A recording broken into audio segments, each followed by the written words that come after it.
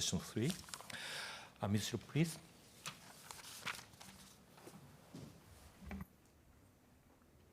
Good afternoon, everyone. I'm delighted to introduce this third session on the causal effects of inflation uncertainty on households' beliefs and actions, based on a fascinating paper by Yuriy Gorodnichenko and discussed by Taisuke Nakata. The topic is obviously of great relevance for all of us that are involved in the conduct of monetary policy. This is because when households and firms take economic decisions, they factor in their beliefs about how future prices will evolve. Accordingly, high-quality data on households and firms' inflation expectations are a key input in our monetary policy decision-making process.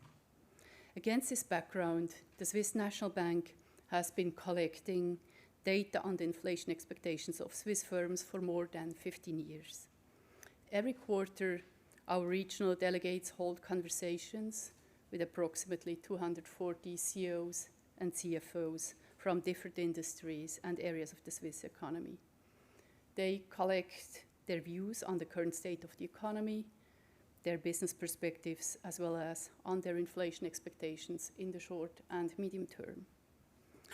This feedback complements the information we receive from our various indicators and models, and it is relevant when forming our view on the state of the economy as part of our monetary policy assessment rounds. Furthermore, the Swiss State Secretariat for Economic Affairs has introduced 2 experimental questions on households' numerical price expectations in its long-standing consumer sentiment survey.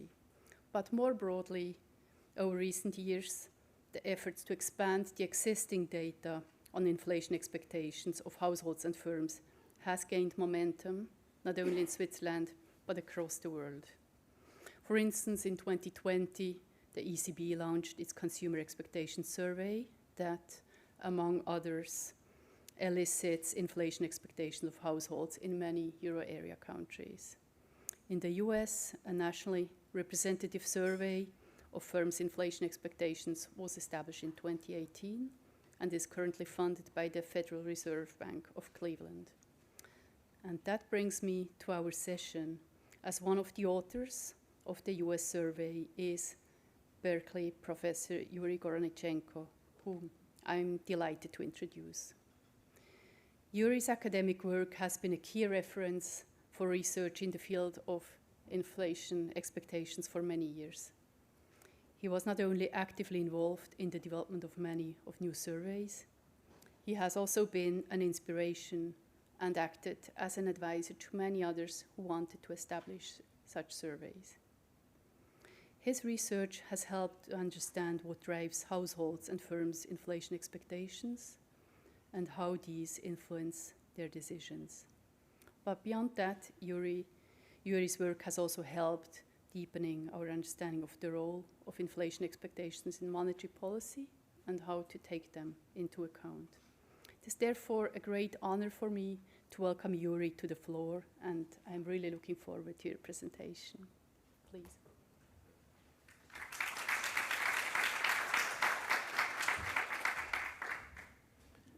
Thank you very much for this generous introduction. Thank you for inviting this paper for the conference. It's a great pleasure to be here.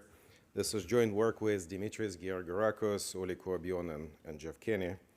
And to motivate this work, let me see if I can move this forward. Yes. And to motivate this work, let me give you a few quotes from various central bankers. The first one is by the Fed governor, Philip Jefferson. He gave a talk at Harvard some years ago, and he was emphasizing, one point in his speech. He was saying that inflation uncertainty may be very bad for the economy because it makes all sorts of decisions for households and firms very complicated.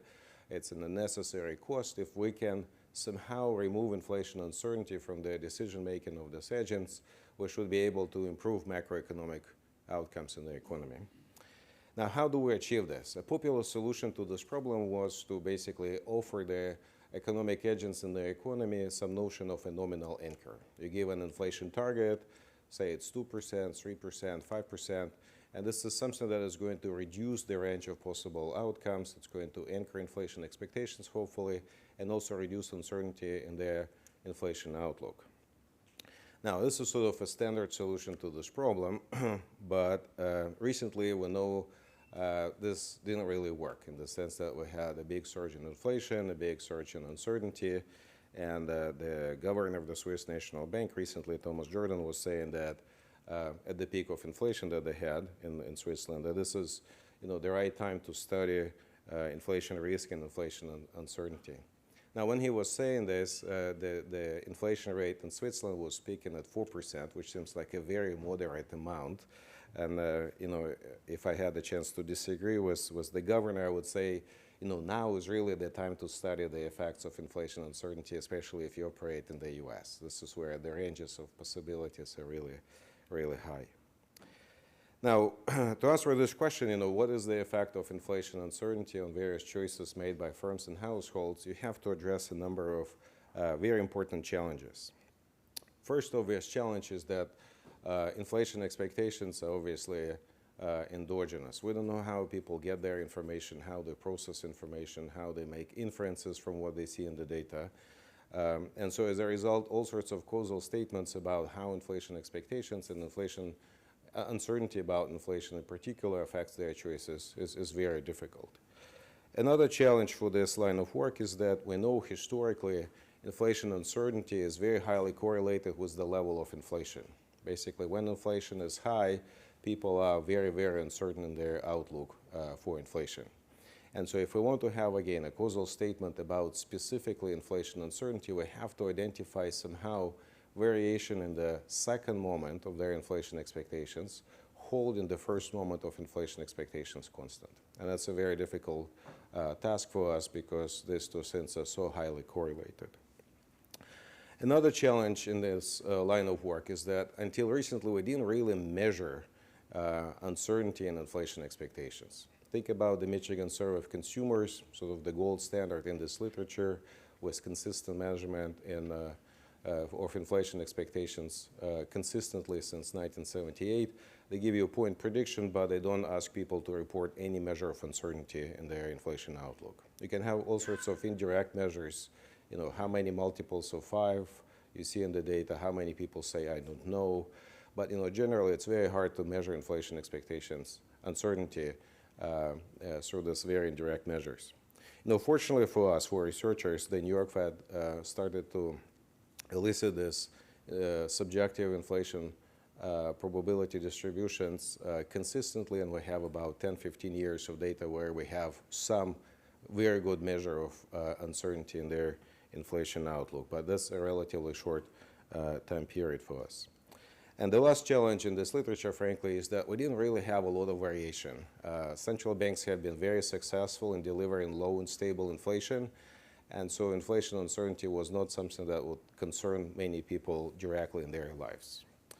Now, fortunately for us, for us researchers, this problem has been resolved. We know there is a lot of inflation, a lot of uncertainty in recent years, and so we can use these episodes to study how inflation uncertainty really affects various choices made by households and firms. So we have this, very important challenges out there, very difficult to address. Our solution to these issues is to rely on a randomized controlled trial where we create exogenous variations in inflation outlook for households. We can vary the first moment, the second moment, and we can study how this exogenous variation affects the choices made by households. For example, we focus on how inflation uncertainty affects spending, allocation of resources, portfolios across different asset classes, how it affects labor supply, and some other margins that households can use to insure themselves against inflation. In the interest of time, I'm going to summarize our key findings. I don't think I have enough time to go into details for each of this. But what we find is that if you raise inflation uncertainty, it is going to reduce spending on durable goods. You're less likely to buy a car, you're less likely to buy a house, you're less likely to buy an appliance of some type, you're less likely to buy a holiday package. We also see that when inflation uncertainty is higher, people are less likely to invest in risky assets. We also see that people use their labor margin, labor supply margin, to insure themselves against high inflation uncertainty. Basically, they're going to search for jobs harder. They are more likely to be fully employed. It's a form of insurance for households, and we see it's very active in the data. And finally, we see that people utilize other margins of insurance. For example, they are more likely to take a fixed rate mortgage because it reduces uncertainty for them. They are more likely to shop more intensively. Again, it's a form of self-insurance. You try to squeeze more dollars, more purchasing power from a given amount of dollars, or I should say euros. So we can see that it's not just consumption, portfolio allocations, and labor supply. People engage in broad range of activities to protect themselves from inflation uncertainty. Now, I know many people in this room are trained as sort of conventional macroeconomists. That is going to mean that you have not run an RCT in your life before, and I want to make sure that everybody is on the same page and understand how this works exactly. The design of this experiment is going to be very simple. At the preliminary stage, you ask people to report their subjective probability distributions for inflation. You can present them with a set of scenarios, ask these people to assign probabilities to these different scenarios. Once you have this subjective probability distribution, you can calculate the first mean, the first moment, the second moment, and if you want higher moments of inflation expectations. We're going to treat this as priors. We don't know where people come up with this, expectations, and at this stage, it's not important for us. We can also ask people to report additional information for us. For example, what is your plan to buy a car? Do you plan to buy a car? Yes, no. Do you plan to buy a house? Yes, no. And the reason why it's important for us is because we know survey data are extremely noisy, and normally we use person-fixed effects to handle this, but in our setting we can't really do this because treatment status is going to be fixed in time, and so we can't rely on that. However, if we ask people to report their plans, that's going to give us benchmark for comparisons later when we see how they change into to changes in the beliefs. Now, once we're done with this stage, we're going to flip a coin, and some people are going to in the control group, some people are going to go into the treatment group. People in the control group are not going to receive any information. People in the information group are going to receive a short piece of information about inflation, outlook for inflation. In principle, it may be other pieces of information about inflation. What is important here at this stage is that these two groups here are going to be identical in all respects by one. Right? So when you look at the treatment and control group, these two groups are going to have identical distributions in terms of age, gender, political leanings, income, education. Everything is going to be the same, except that the control group does not receive information and the treatment group is going to receive information. Now, once we're going to complete this stage, we're going to move to the next stage where we ask people again to report their subjective probability distributions. Okay, so again, we ask people to, for example, describe various scenarios for inflation and assign probabilities to that. And once we have these responses, we can again calculate the implied means and standard deviations, measures of uncertainty in the subjective probability distributions.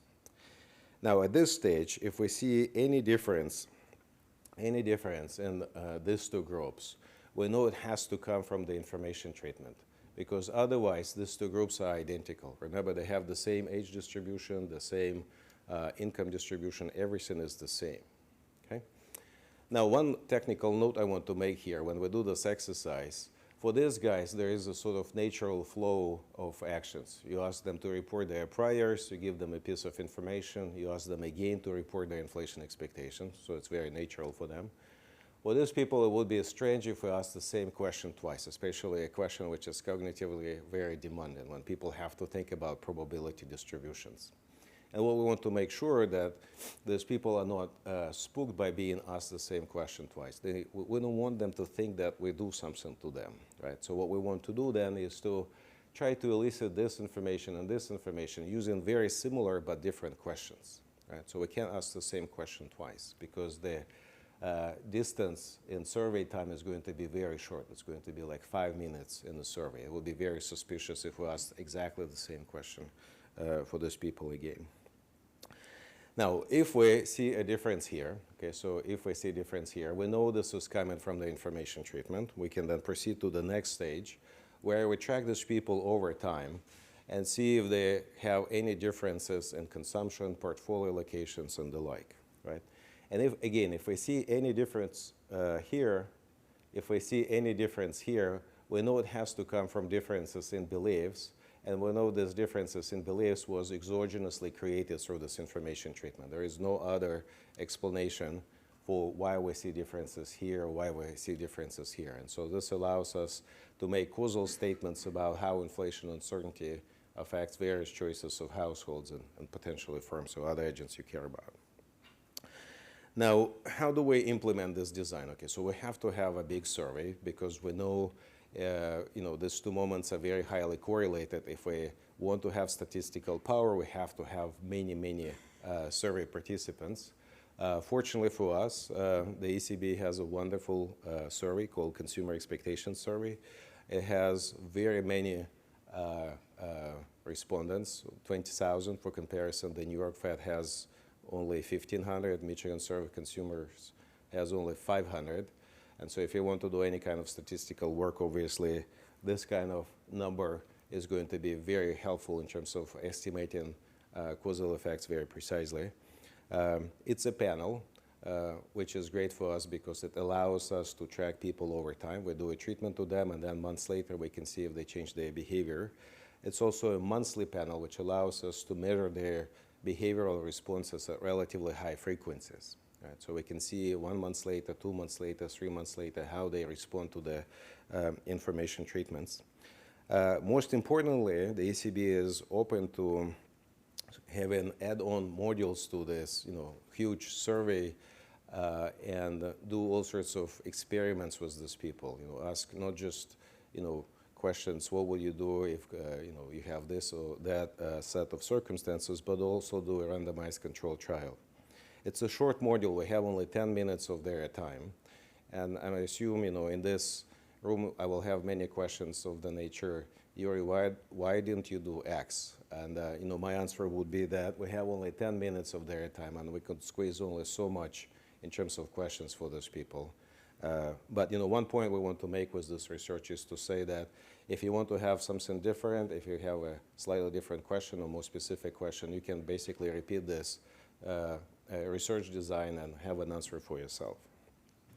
Now, as I said, it has a panel structure. We can see months later what these people do with their lives, if they spend more, if they spend less, if they allocate their portfolios in a certain manner.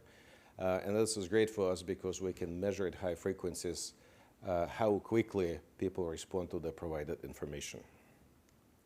Now, what kind of information treatments we give them? Obviously, we cannot lie to those people. We have to give them factually correct information, truthful information. But we don't have to give them all their information, right? So we can give them only bits of information which are central for how they should be thinking about inflation. Now, in the diagram before, I gave you just 2 treatment arms, control and 1 treatment. But in principle, you can have many treatment arms, okay? And this is what we're going to do here. 1 treatment arm is going to inform people about their inflation expectations from the professional forecasters. This is publicly available information. You can go to the ECB website and you can download these numbers for free, right? So it's not like we exclude some people from having access to this information. And the idea here would be that we want to move the first moment of their expectations the most. But obviously we can move the second moment as well because you effectively give an extra data point for these guys and they can reduce the amount of uncertainty they have in their inflation outlook. The second treatment is focused on reducing uncertainty or moving uncertainty, but not really moving the first moment of their inflation expectations. Now, communicating uncertainty is very difficult to households because they don't understand standard deviations or some other metrics of uncertainty we use in research, like Kuhlbeck, Leibniz, they will never understand. But what we can do, based on pilot studies and all sorts of experimentation, is to communicate to the households the disagreement you have in professional forecasts. And they interpret this as a measure of uncertainty. So what we do in this treatment, we tell people that the range from the lowest to the highest inflation forecast is roughly 3%. We also help people to interpret these numbers. We say this is an exceptionally high disagreement. So this is a lot of uncertainty in the data. And notice when we do this treatment here, we don't tell people where this range is centered. Maybe from 0 to 3, or maybe from 10 to 3. Right? So if we don't tell where the center of this range is, in principle, we should not be moving their first moment expectations, only the second moment. Now, the last treatment is going to be a combination of the first two. And the reason why we do this is because we want to see what's the interaction effect of this information treatments. You know, maybe if you tell people the first and the second moment, you can see something qualitatively different in principle. We want to see if this is going to be true in the data. Now, how does this work in practice? Okay, so I'm going to start with the control group. This is a bin scatter plot where you have prior expectations here on the horizontal axis. This is posterior expectations on the vertical axis. Each of these triangles here is going to be roughly an average of 300 observations. And the reason why we do this is because we want to reduce sampling uncertainty to something which makes it easy for us to understand, you know, this figure. In principle, what we should see is a line there which should have a slope of 1, a 45-degree line, because between, you know, these two questions, it's only a handful of minutes that occur, and so people should not systematically revise their inflation expectations. Now here it's not going to be a 45-degree line because this survey question is going to be different from this survey question. So these different wordings create a distance.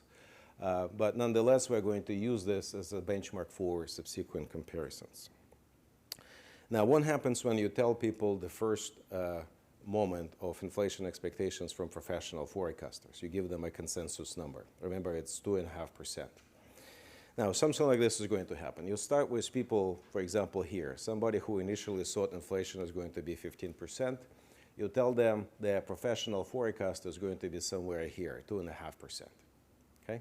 Now, if these people are rational, if there's some type of Bayesian learners, what should happen is that you have their prior, you have their signal, their posterior should be somewhere between these two things, right? It's going to be a weighted average, where the weights are going to be a function of how much precision you have in this signal relative to the prior.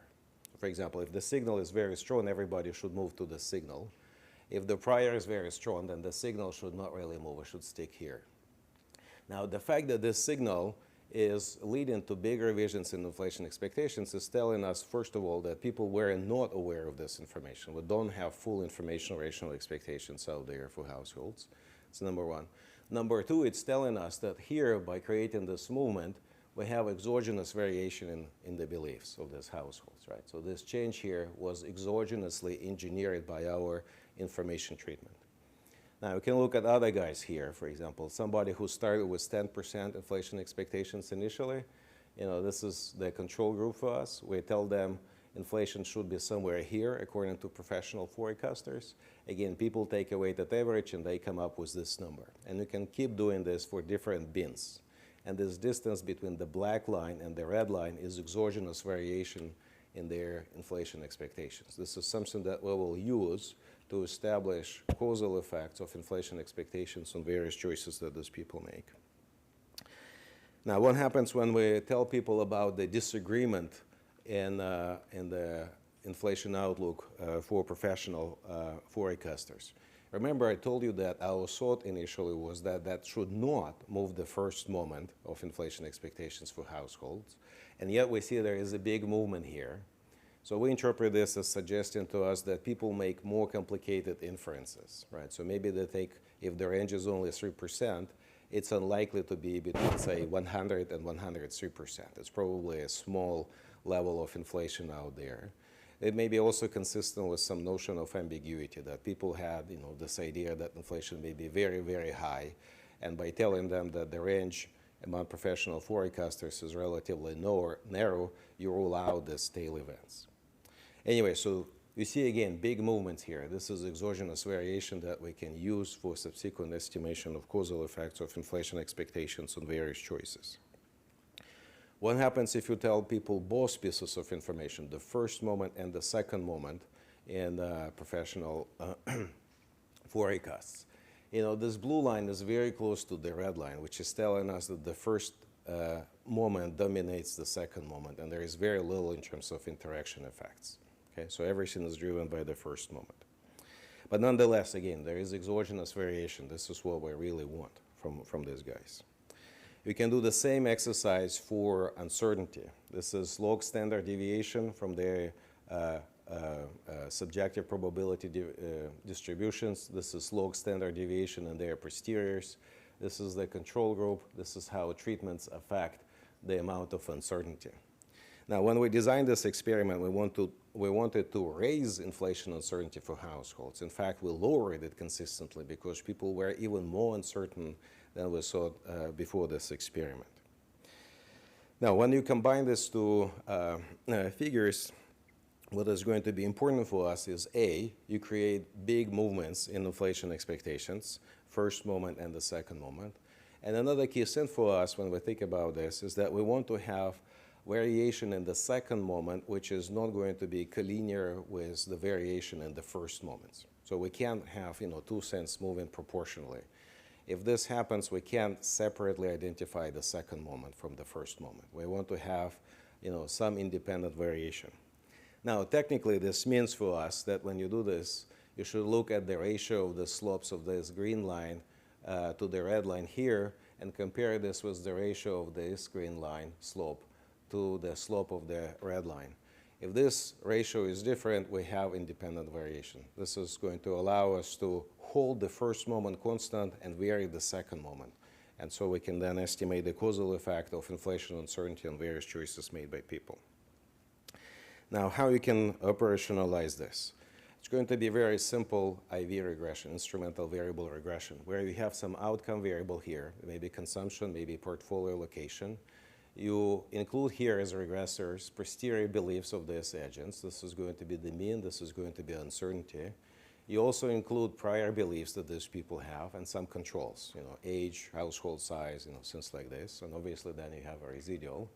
But what's important for us is that we're going to take these posterior beliefs and instrument them with dummies for each treatment arm, and then the interaction of this treatment dummy with the prior. So what you do here with this in here, this is controlling how much you shift beliefs up and down, kind of parallel shifts. This in here is telling us how much rotation you have in the beliefs, okay? And because we know this in here are created through randomization, they're going to be perfect instruments for us because we know they are not correlated with anything. They are not correlated with age, they are not correlated with education, income, or anything like that. It also tells us that, you know, these controls are not going to be critical for us because if these things here are giving us exogenous variation, the only role these controls are going to play for us is to reduce the size of this error, this residual in the regression. And this allows us to estimate these coefficients more precisely. Okay? Now, this will have then a causal interpretation. What happens when you raise the first moment of inflation expectations, holding everything else constant? And this coefficient here is going to tell us what happens with this outcome variable when you hold everything else constant, including the first moment. And as I told you, if the ratio of these slopes here is different from the ratio of the slopes here, we have independent variation in first and second moments of inflation expectations. Now, how we can use this? Okay, we're going to run a regression, and I'm going to focus on just one outcome variable. This is going to be an indicator variable if somebody bought a car, a durable good, a home, or some other big item there. And I will start with highlighting this point here. This is the strength of our instruments, the first stage of statistic. It's very strong, and it kind of makes a lot of sense. You see massive movements in the beliefs that we create through information interventions. This statistic here is roughly telling us how much independent variation you have in the first and second moment. Ideally, we want to have this number very, very high. Here it's more like a borderline because the first and second moments are so highly correlated in the data. But given the power of our instruments and the sample size that we have thousands and thousands of people, this is going to be good enough for us to have precise estimates, to have this independent variation in the first and second moments. Now, what do we find in terms of behavioral responses? Okay, so when you look at the second moment here, all estimated coefficients here are negative. Most of them are very significant statistically, but also economically very, very significant. The way to read these numbers is something like this. You double uncertainty, and this is going to reduce the probability of buying the durable good by 23 percentage points. That's a very strong response. The probability of buying a house by 2.5 percentage points. And again, you know, most people are not buying a house every month, so this is a massive effect of changes in inflation uncertainty on these behavioral choices. Now, it makes a lot of sense from a theoretical standpoint. When you have an increase in uncertainty and you have to pay a fixed cost of doing something, this is going to increase the bands of inaction. It's going to make sense, like, you know, purchases of durable goods much less likely. And we'll also know that purchases of durable goods are very elastic intertemporally. You know, if you have an old car and you want to replace it, you can do it tomorrow, you can go do it in a week, in a month, in a year, sometimes many years. And so you have a lot of flexibility in this kind of decisions. How about the first moment? Okay, remember, we can independently, we can estimate the effect of the first moment holding the second moment constant.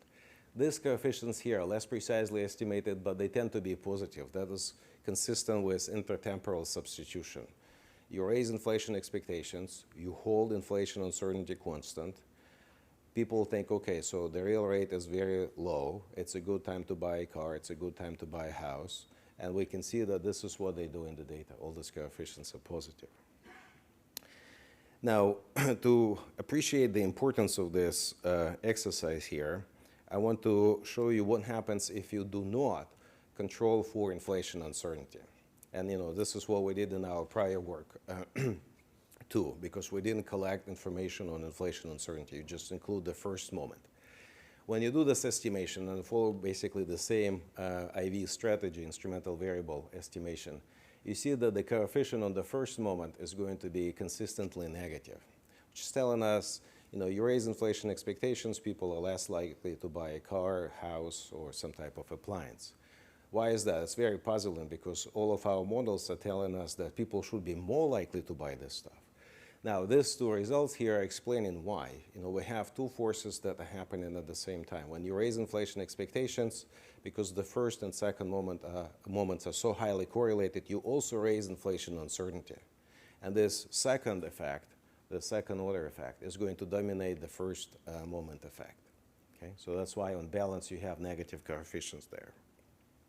Now, what's the importance of using exogenous variation in inflation expectations? You can do this estimation with just OLS and look at the estimated coefficients, and basically you find very little, you know, meaningful in terms of results there.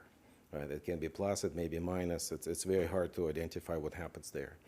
And this underscores the importance of using exogenous variation. You have to have this, you know, some type of experiment, some exogenous source of variation believed to have a clear causal estimate of the inflation uncertainty on the choices that people make. Now, how much persistence you have in these effects? Okay, so these results here were 1 month after the information treatment, and these effects are very large.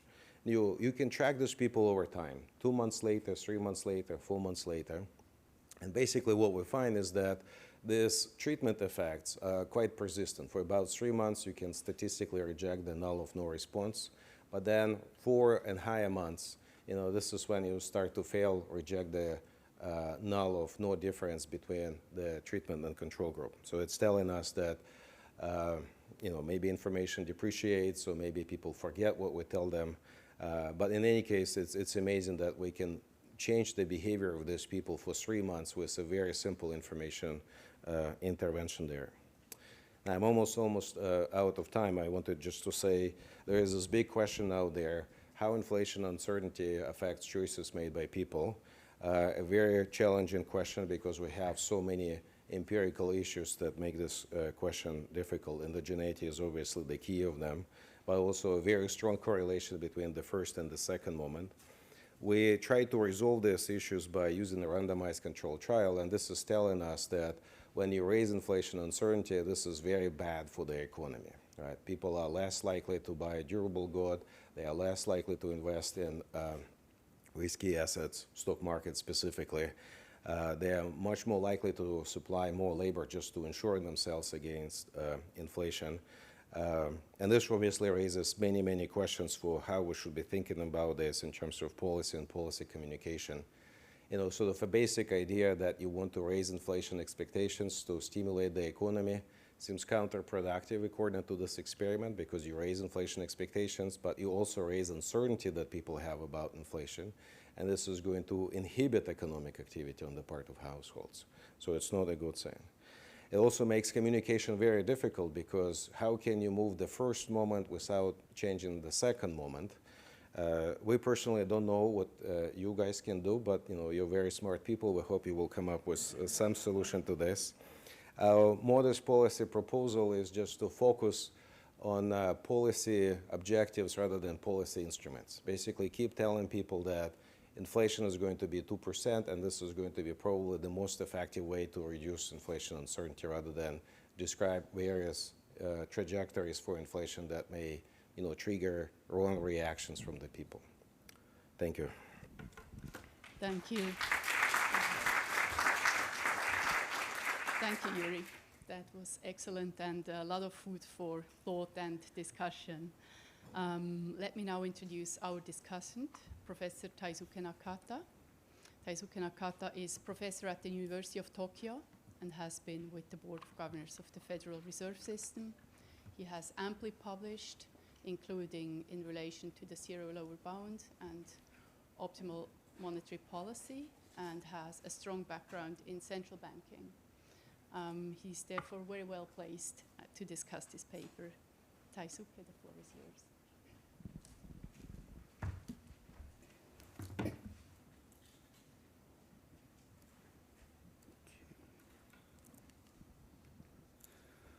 Okay, thanks to the organizers for having me to discuss this interesting paper. So Yuriy's paper analyzes the causal effects of a change in inflation uncertainty on households using randomized information provision experiments. There are many interesting findings in the paper, but the key findings are a rise in inflation uncertainty leads to a reduction in durable goods spending, increasing the holding of safe assets, and reduction in the holdings of riskier assets. An increase in inflation uncertainty also leads to an increase in employment among the unemployed and a reduction in part-time employment among the already employed. I think we should appreciate this paper together with other works by Yuriy and his co-authors that analyze the causal effects of a change in output or GDP uncertainty as opposed to inflation uncertainty on household and firms. In those papers, he and his co-authors also finds that a change in uncertainty matters for people's decisions. I like this paper for many different reasons. First, the paper offers clean identification of causal effects of uncertainty shock using RCT. As Yuriy discussed, this identification of second moment shock separately from the first moment shock is often difficult because the first moment and the second moment tend to move together. Okay? And RCT provides solutions to this difficulty. Second, I like this paper, and I think this paper is important because the effect of uncertainty shock seems to be quantitatively important.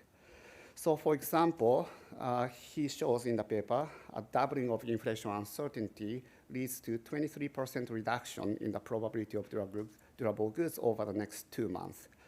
So I don't know how exactly this number translates into like a GDP growth or output gap, metrics that are more familiar to macroeconomists, but this number, as well as other numbers in the paper, suggest that these effects of uncertainty could be potentially quantitatively important.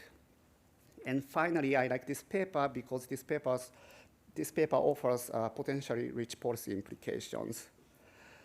First, he mentioned a little bit in the concluding slide.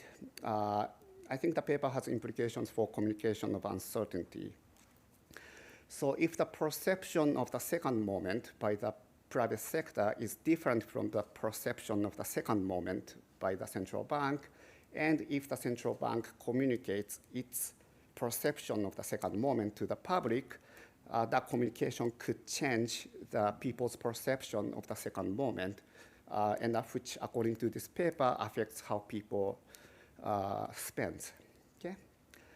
And second, I think this paper has also important implication for monetary policy framework, and in the rest of my discussion, I want to discuss this point in detail.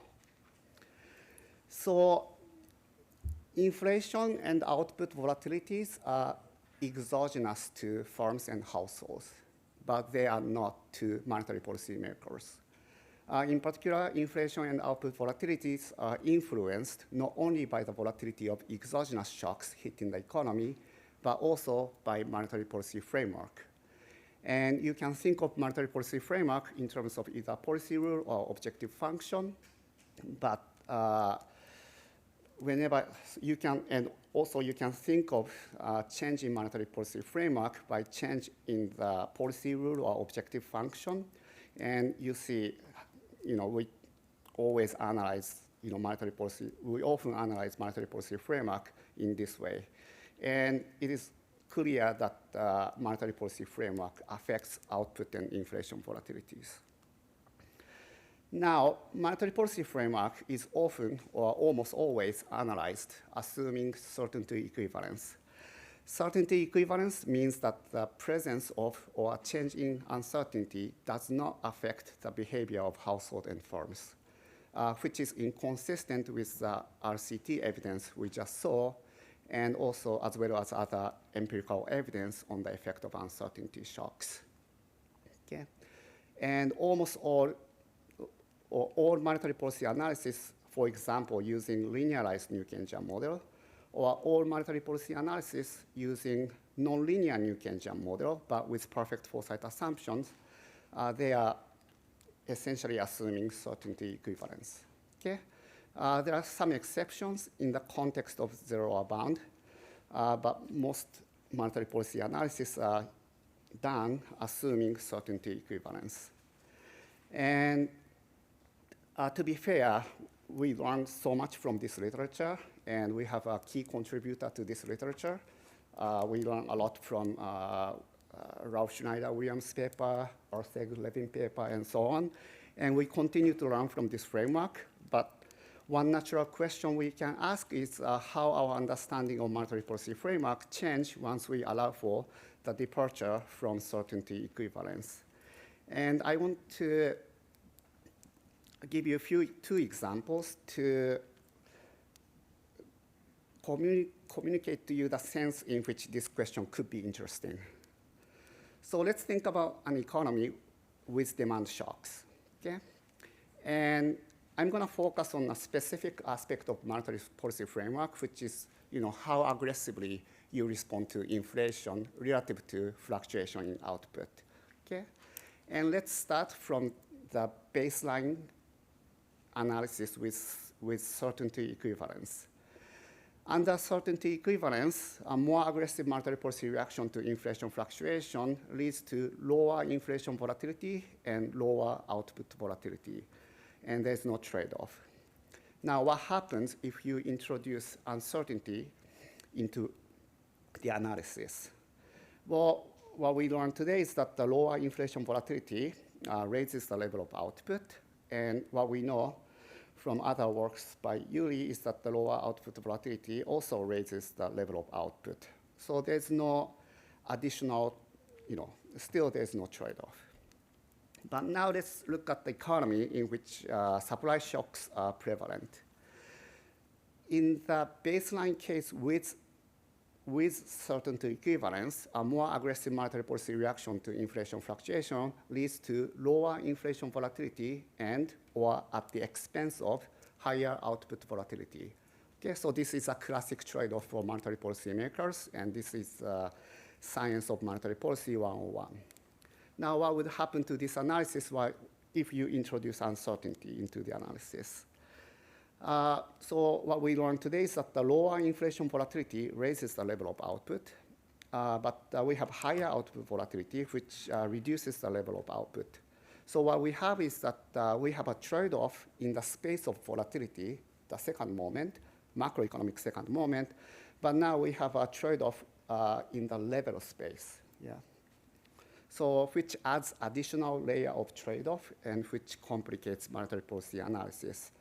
And even here, I'm kind of simplifying the implication of uncertainty because another paper by Yuriy shows that volatility has effects on pricing decisions by firms. Okay, so I think this second example is more relevant to us. The experience of 2020 so far tells us that supply shocks can be important drivers of the economy, pandemic, wars, and tariffs. And this is also something Governor Ueda mentioned, and also Jay Powell 2 weeks ago suggested that going forward, supply shocks are likely to be an important driver of the economy. And given the evidence Yuriy presented today, the evidence that probably certainty equivalence doesn't hold in reality, it might be useful to carefully rethink monetary policy framework, taking into account the effects of uncertainty on households and firms. And that concludes my discussion. Thank you. Thank you so much, Taisuke. Before opening the floor to the audience, I would like to give an opportunity to Yuriy to respond, but you may already use the opportunity to raise your name tag if you would like to intervene afterwards. Yuriy. Thank you for the excellent discussion, very informative. I think the general lesson we see from this experiment and previous experiments is that people really dislike macroeconomic volatility, and they put a lot of value for macroeconomic stability. And maybe this reinforces the earlier point by Anastasia saying that we really want to have simple rules to deliver this.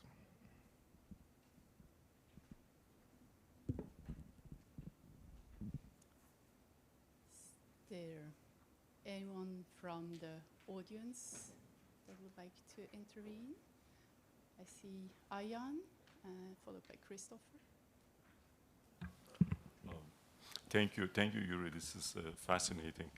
So very quickly, one question, and then maybe the other one is a question or an idea.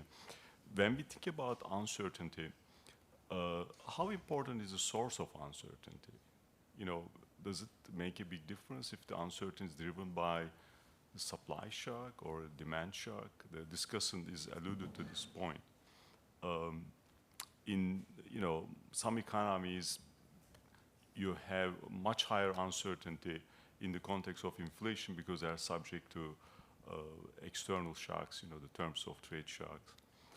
And then the second one, I was thinking it would be, this is a great exercise. It would be great if one conducts this exercise with the producer, prices, the thinking, the firm's inflation expectations and how uncertainty affects firms' decisions.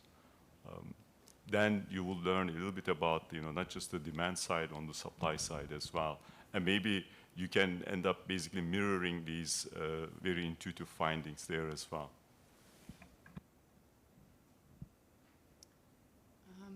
I'm not certain how much time we have. I think we should probably I'll do the same. I collect the second question as well and then let you answer if you will. Christopher?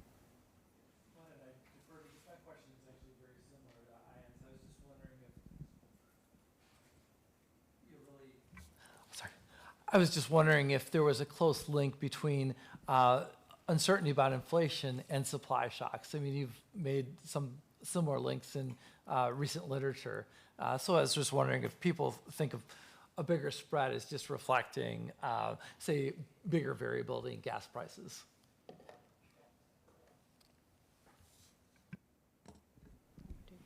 Thank you for this. Supply versus demand. One thing you can do is to see how people think about inflation. Do they think it's coming from supply side or demand side? A very simple test for this is to see what's the correlation between their inflation expectations and output expectations, so unemployment expectations in the cross-section. And when you do this test in the US or any other advanced economy, or for that matter, emerging economy, you see that there is basically a negative correlation, very strong negative correlation. People have a stagflationary view of the world. Basically, they think inflation is driven by supply side factors. So we don't know for sure how people interpret our treatments. We don't give them any information beyond this, simple sentences. However, based on other evidence that we have, we should probably expect that they think it's all about supply side. It's tariffs or it's oil prices or food prices, something which is not necessarily coming from fiscal authorities or the central bank. So that's the first one. The producer prices, it's a great idea. One thing we want to emphasize with this experiment is that it's very easy to replicate this for other agents. We did this for households.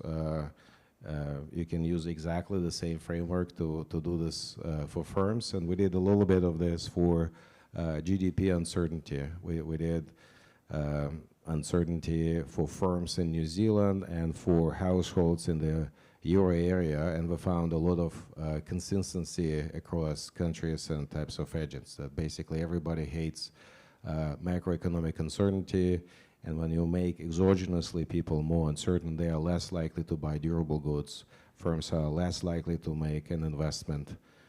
So there you have a lot of consistency. We didn't have the funding to run the experiment for firms for inflation uncertainty, but people in this room have some research budgets in their institutions, and we'll be happy to do that. Thank you. I'm now taking the question by Osuke Aoki. Okay, so thank you very much. It's a great paper and very interesting. So I'd like to ask you a question about how to interpret your estimation results. Okay, so when you give people information about inflation uncertainty, do they change the behavior taking the income process as given, or do they also change the projections about the income and income volatility? Which one should be the correct interpretation? Let me also collect the second one. Etsuro Shiochi. Yeah, actually, thank you for the great presentation, and I learned a lot from your talk, as always. Actually, a similar question to the previous one, but I think when people hear about the inflation uncertainty, people automatically change their perception about the real side uncertainty. If the people are so if specialists are so unsure about the prospect of future inflation, there must be lots of uncertainty on the real side as well. So is there a way to somehow separately estimate the impact of inflation uncertainty versus the uncertainty on the real side? So yeah, it's a very similar question. Thank you. All right, so GDP uncertainty or personal income uncertainty. I think to really answer this question, what we should do is to run another experiment where we tell people the first moment of inflation in one of the treatment arms, inflation uncertainty in another treatment arm. Another treatment arm would be GDP expectations. Another treatment arm would be GDP uncertainty, and then other treatment arms are going to be combinations of these different pieces of information. So technically, it should be very straightforward. The problem, obviously, is you have to have a giant sample size to implement this kind of thing. And what we did was a sort of a first step in that direction. We said, okay, let's see if there is anything happening with inflation uncertainty. And we hope that future work is going to do this more complicated experiment when you can manipulate in a statistical sense. Again, you don't fool people in any way. You tell them factually correct information. So manipulate is a good word here. It's not a bad word. So this would be an ultimate test, an ultimate proof that inflation uncertainty has a separate force. Now, having said this, we can have sort of a quick and dirty check if this income uncertainty is being, something that moves things around.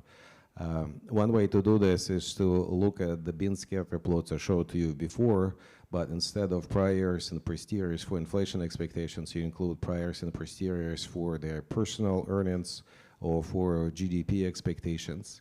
And if you see big movements there as well, this is going to tell you that we change not only inflation expectations, but also GDP expectations. And so we estimate a total effect of changes in inflation expectations and GDP expectations. Now, when we do this test, when we see, bin scatter plots, do we change materially beliefs about their income or GDP? We find very little action.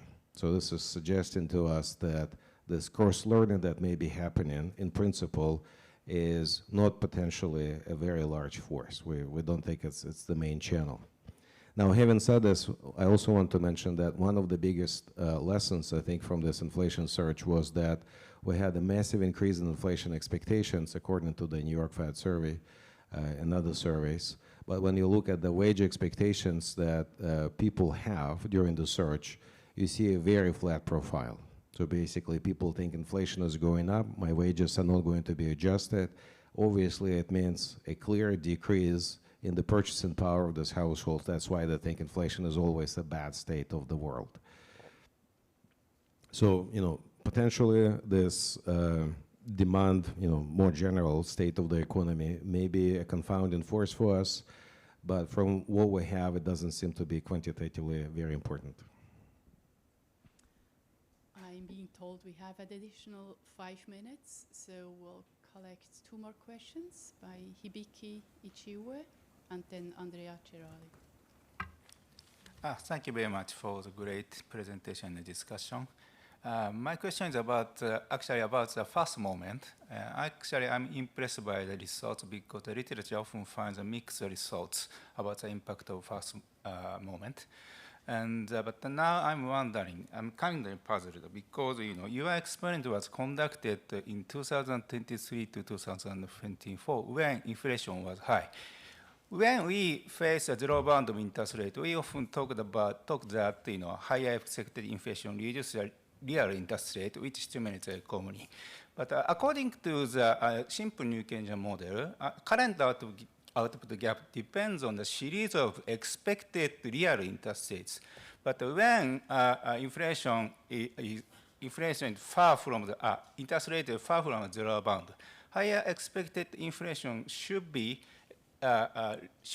to higher real interest rate expectation if household understand the Taylor principle. So how to interpret your results? People don't understand the Taylor principle. Is this your answer? So this is my question. Thank you very much. Let's take the second question. Hi, thank you. So from your research, we just learned one-time information treatment recede in about 3 months. But in real time, people are actually exposed continuously to information treatment. So from a macro perspective, I think it would be interesting to investigate the effect of multiple mutually reinforcing information treatment month after month, just to understand whether effects compound linearly, so they are more pronounced, or perhaps they're also more long-lasting. I wonder what you think about it.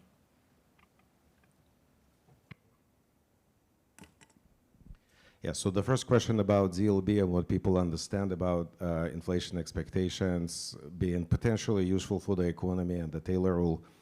We should understand that, when we solve our models in full information rational expectations, we rely on the fact that people can eliminate dominated strategies. This is how we find equilibrium in full information rational expectations. So we kind of engage in I think you think and think you think, and then we converge in some space of beliefs towards an equilibrium.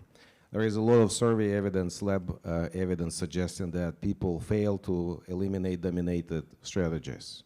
Maybe they can do one round of elimination, then they stop. So what this basically means is that even if people have some rough idea about the policy reaction of the Fed, it doesn't mean or some other central bank. It doesn't mean they fully understand the general equilibrium implications of what this policy reaction function is going to mean for them.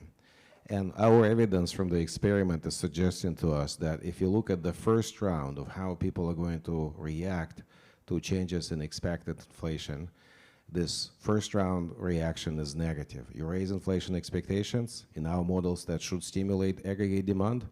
Our evidence is suggesting that it will move since in the opposite direction. People are less likely to buy a durable good. That's number one.